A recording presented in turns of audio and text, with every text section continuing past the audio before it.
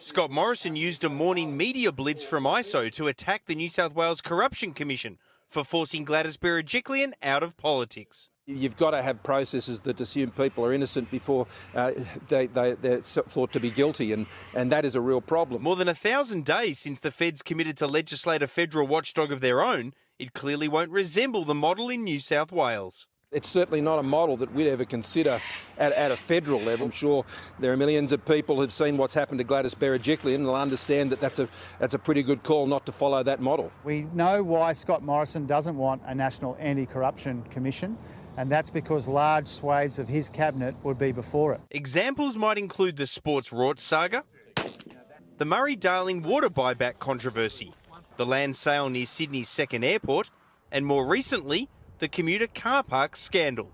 A federal watchdog might even be interested in blind trusts. He knows that we'd be getting the sorts of outcomes that we've seen in New South Wales the last few days. Yet Scott Morrison is leaving the door open for Gladys Berejiklian to switch to federal politics. Right now, she's going to deal with the issues before her, but I know she's got a lot more to contribute. Look, news that the federal Liberals are chasing Gladys Berejiklian to run for a federal seat makes a mockery of Scott Morrison's claims that he believes in a National Anti-Corruption Commission. Meanwhile, the PM has given his strongest indication yet that he won't be attending the climate talks in Glasgow 4 weeks from now. My first responsibility is to explain that to Australians, not to people overseas, at overseas conferences. A message he delivered while isolating after his overseas trip to the United States. Peter Van Onselen for 10 News First.